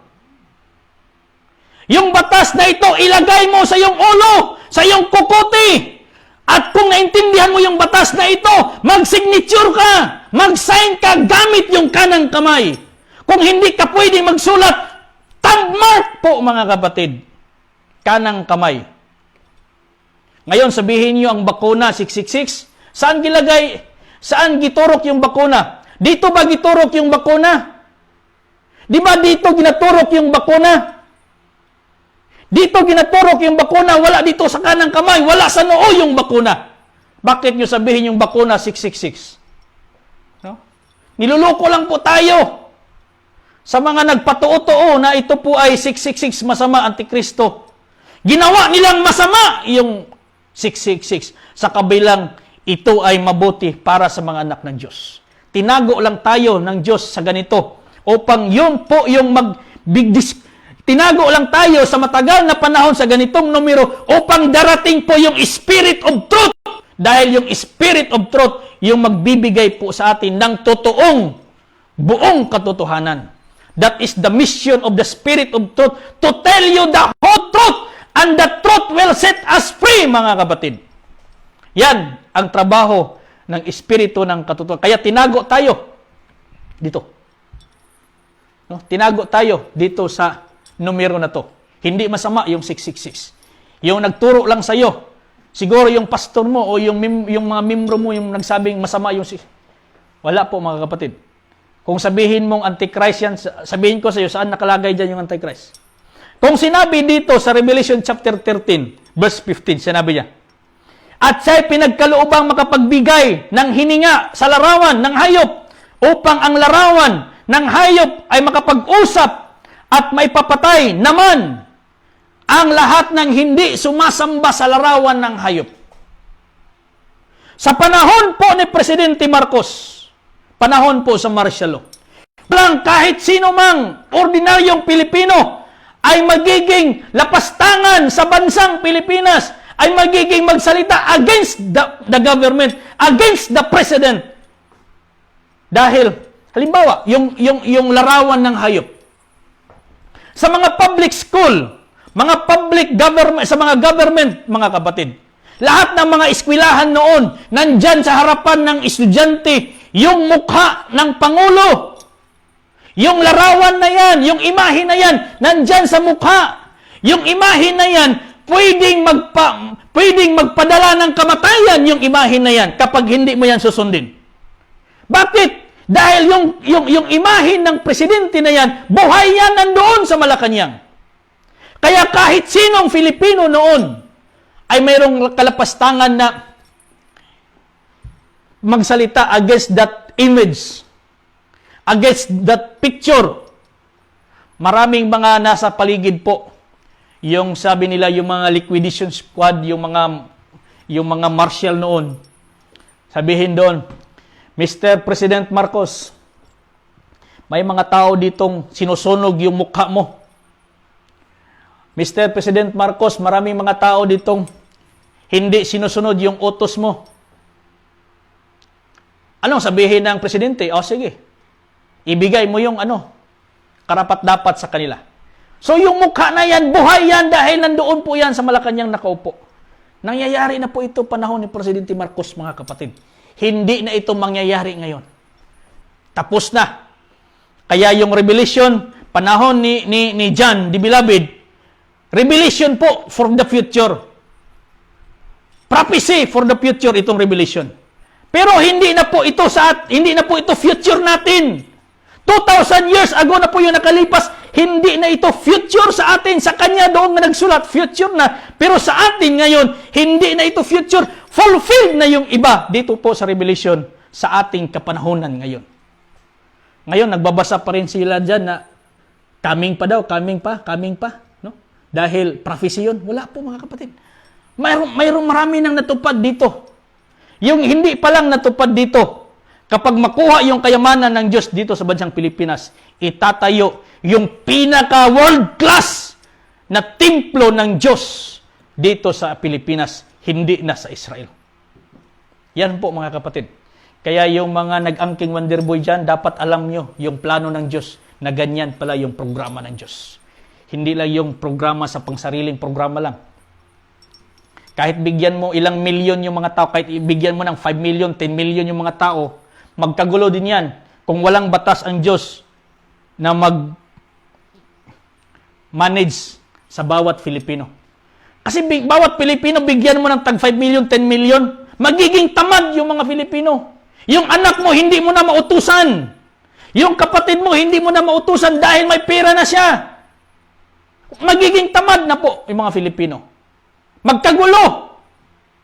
Kaya kailangan muna natin yung divino gobyerno dahil yung divino gobyerno yung magbigay. Pantay-pantay. Hindi one-time giving po yan. Hindi po yan one-time payment. Hindi. May programa ang Diyos kung paano yan gagawin, mga kapatid. Kaya hintayin po natin yung hari ng Diyos. Dahil ito na po yung sinasabi niya. No? Sa Psalms, no? Naku, 2 oras na pala ako. Kaya, ulitin ko, spiritual wonder boy, white spiritual boy, Jesus Christ po yan. Sila po yan, si Dr. Jose Rizal, si Dr. Moncado. Mga sugo yan ng Diyos. Hindi basta-basta angkinin mo yan kung hindi mo alam yung mga history ng mga tao na yan. Hindi mo basta-basta angkinin yung mga ikaw yun yan, kahit nakapangalan, kahit sang katutak pang dokumento nakapangalan sa'yo, kung hindi mo alam yung source of origin yan, dahil that is the Alpha Omega divine wealth. From the beginning and the end, yung divine wealth na yan, mula kay Adan hanggang sa ating panahon ngayon. Preparation yan sa mga totoong anak ng Diyos. Kaya yung kinakailangan po natin, divino gobyerno, to administer that divine wealth of the living God from our divine Creator for His divine people, Pilipinas. Kailangan po natin divine government as magiging administrator. Si Marcos noon, administrator siya. Dahil siya po yung Pangulo. Okay? Si Marcos nung nagiging administrator siya, hindi siya ordinaryong tao. Pangulo siya at the same time, abogado, at the same time, prime minister. Kaya magagawa niya according to the will of God yung gustong ipagawa ng Diyos dahil nasa authority siya. Yan lang po. Kaya wag niyong maliitin yung pangalang spiritual wonder boy, white spiritual boy. Jesus Christ po yan. Dito sa bansang Pilipinas. Pamana po yan ng Diyos para sa mga anak niyang Filipino. Pero yung magbibigay po niyan ng pantay-pantay, yung kanyang sugo na anak, yung Kristo niya, para yan sa kanyang mga anak. Pero idaan niya yan sa gobyerno, divino gobyerno ng Diyos sa bansang Pilipinas. Kaya mga kapatid, maraming salamat po sa inyong lahat. Asahan po natin, 2022, itutuloy ko po ito, hindi 2022, itutuloy ko po ito ngayong Sunday. No? Ngayong linggo, itutuloy ko po ito mga kapatid. Kaya, tuloy-tuloy po tayo. Ito na po, yung pinaka-good news sa bawat Filipino. Huwag kayo po mababalisa, huwag po kayong ma-discourage, huwag po kayong, sa lahat po ng mga gumagalaw ng accounts, mula pa noon 1970s, 1960s hanggang ngayon, huwag po kayong ma-discourage. Kung malaki na po yung gastos nyo, billions, millions na po yung ginastos nyo, dagdagan nyo pa yung gastos nyo. Dahil makukuha nyo rin yan. Provided, alam mo yung plano ng Diyos. And provided, i-recognize mo yung plano ng Diyos. Hindi yung plano mo na ikaw na humawak dyan. Provided, alam mo kung saan yan nararapat gastusin. Huwag Huwag kayong mag-stick doon sa letter of instruction. Letter of instruction, material yon. Mayroong spiritual instruction. Hindi nyo lang hawak. Nandoon yon. Kung sino po yung naghawak ng mga kayamanan na yan, nandoon po yung spiritual instruction. Kaya nga sinasabi ko, nandoon po yung Ama naghintay. Hinihintay lang ng Ama yung kanyang totoong anak na kukuha ng kayamanan na yan dahil ibibigay yan ng Ama. Dahil pag-uusap na yan ng Ama at saka anak. Sa lahat po ng mga spirituals, lahat ng mga babaylans, lahat po ng mga mediums, spiritista, buong Pilipinas, sama-sama po tayo isigaw dibino gobyerno ng Diyos. 2022, hindi na Pangulo, hindi na Presidente, hari na po ang uupo sa trono sa Malacanang dahil kalooban na po yan ng Diyos. Totoo ang federalism. Ang federalism po, magiging totoo siya kung ang batas ng Diyos ang ipatutupad, hindi yung batas na gawa lang ng tao. Magiging totoo ang federalismo sa Pilipinas kung ang batas ng Diyos ang ipatutupad sa federal state na yan. Hindi yung batas na gawa ng tao. Thy kingdom come, thy will be done here on earth. Dahil ang Israel, naka-federal state po yung Israel noon. Naka-federal state, naka-federal system po yung Israel noon. Mula kay Ruben, Simeon, Levi, Huda, Manasseh, mula doon kay Isakar, kay Gad, kanya-kanyang teritoryo yon, kanya-kanyang lupa yon, mga kapatid, yung mga tao na yon, yung mga anak ni Jacob. Bawat anak ni Jacob, mayroong representative, mayroong prinsipe. Yung prinsipe na yan, uupo doon sa Malacanang dahil yung prinsipe na yon, siya po yung magiging boses ng kanyang teritoryo. Doon po, dito po sa Divine Government of the Philippines. Totoo ang federal. Pero batas ng Diyos ang ating ipairal. Isa lang po yung uupo, hari. At yung hari na po yung pipili kung sino yung ilalagay niya sa bawat teritoryo. Totoo ang federal kung ang batas ng Diyos ang ating ipaiiral. Dahil upo yung hari, yung pipili kung sinong ilagay niyang Region 1, Region 2, Region 3, Region 4, Region 5. Sinong ilagay niya sa bawat state. Hindi COMELEC, mga kapatid, hindi partido. Diyos ang magpili kung sinong nararapat dapat dyan. Kaya isa lang po yung uupo. The big one is coming. Isa lang po yung uupo. Si Jehovah lang po yung magbuot dito sa Pilipinas dahil pauupuin niya yung kanyang pinili sa pamamagitan po ng dibino gobyerno sa bansang Pilipinas. Divine Government of the Philippines. Kaya maraming salamat sa lahat po ng nanonood po sa atin. Mayroon po tayong 25,000 viewers. Hindi 25,000, 25, no? Akala ko 25K na eh. No? 25 mga viewers po natin. Hindi man ako makashare sa inyo kanina, so kayo na lang po yung mag-share, kayo na lang po yung mag-forward doon sa mga kasamahan po natin. Kaya maraming salamat sa lahat-lahat po, kay White Dabma, kay Brother Jerry Ringan, kay Brother Faustino Alfredo, kay Madam Miritno dyan po, at kay Ma'am Maria David, kay Brother Ray Espinol, kay Brother Rolando Gose, kay Brother Christopher Aguirre dyan po sa Cagayan Valley. Mayroon po dito naka-profile ang motor, hindi ko po nakilala. Bro, but anyway bro, maraming salamat sa panonood mo kay Madam Raquel Cabuberde, mga Cabuberde family. Magandang hapon po sa inyo lahat. Mga Dumaog family dyan sa Island Garden City of Samal. The center of the universe, Island Garden City of Samal. Magandang hapon po sa inyo lahat dyan. Dyan naman po sa Barangay Mudyang, mga Dumaog family. Mga Sikinya family, pamilya po ni Brother Romil Sikinya, Navarro family. Mga Yu family, Tulabing family, Mangas family. Gayog family, no, kay Brother Marlon Gay, sa lahat po ng pamilya po sa Mindanao United Media Association of the Philippines, sa lahat po ng pamilya ng mga katutubo, 110 tribes, mga Lumad, Luzon, Visayas, Mindanao, magandang hapon sa inyong lahat. Maraming salamat sa patuloy na pagsubaybay sa ating program, kay Brother Jubert Sanchez Torres, kay Brother Caslog Chavez, magandang hapon bro, kay Brother Larry Umak, no, yung ating director dyan, yung ating coordinator dyan sa Pasay City, mga Umak family, magandang hapon po sa inyong lahat. Sa lahat po ng mga ministerial groups, mga pastors, wag na po kayong magdadalawang isip. Okay? Paniwalaan nyo, ang 666, iyon po ay silyo ng mga anak ng Diyos. Kung ikaw ay naniniwala, anak ka ng Diyos, ikaw ay 666. Kung ikaw ay naniniwala na anak ka ng Diyos, ikaw ay may-ari ng 666. Kung nakikita nyo noon, mayroon akong gilagay na I'm 666. Sabi niya, Pastor, inaamin mo na ikaw na ay 666. Totoo. Inaamin ko na I'm 666. Bakit? Kahalili ako sa mga anak ng Diyos doon sa Israel. Hindi ako 666 na gaya ng pag-iisip mong masama.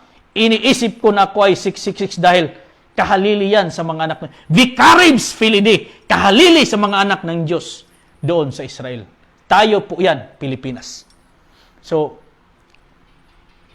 you must be happy. No? Kung ikaw ay masaya dahil ikaw ay anak ni Marcos, kung ikaw ay masaya, ikaw ay anak ng mga mayayamang tao, dapat mas masaya ka dahil ikaw ay anak ng Diyos. Tinago ka sa numerong 666. All the glory and honor belongs to our Heavenly Father, the Creator of heaven and earth, Jehovah Adwata. So maraming salamat mga kapatid sa lahat-lahat po ng mga nanonood po sa atin ngayon. So, share-share lang po tayo mga kapatid upang yung lahat po ng mga bayan, lahat po ng mga kamag-anak, lahat po ng Pilipino, buong Visayas, buong Luzon, buong Mindanao, ay maririnig po nila, this is the good news of the kingdom of God, divine government of God, here on earth, dito po sa Pilipinas, mag-umpisa. So, maraming salamat, lahat-lahat, nasa lahat-lahat.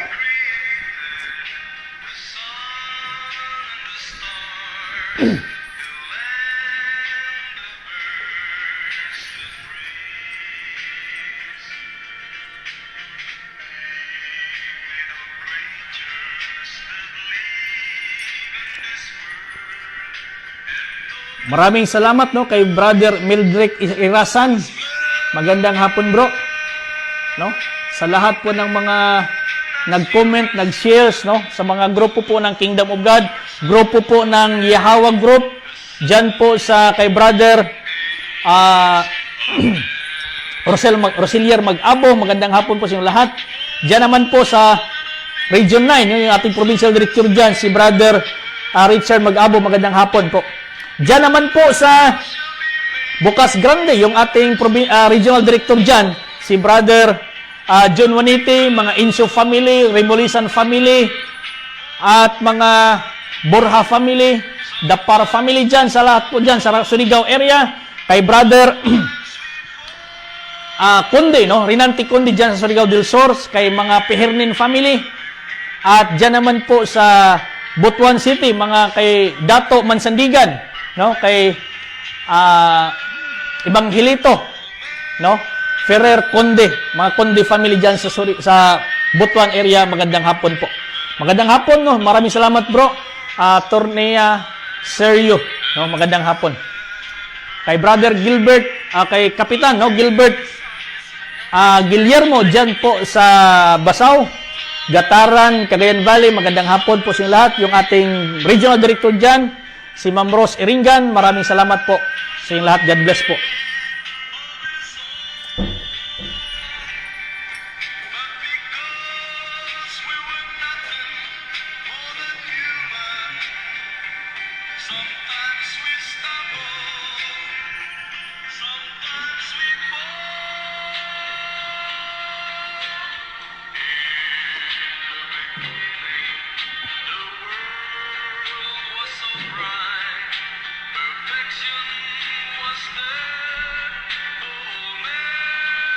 Ma'am Imelda Directo, mga Hiribisi family, no, kay Jen Hiribisi, mga Carion family, mga Rolide family, Pacaldo family, Pausal family, dyan po sa Tanola family, no, kay Siolon Hiribisi dyan po sa Hong Kong.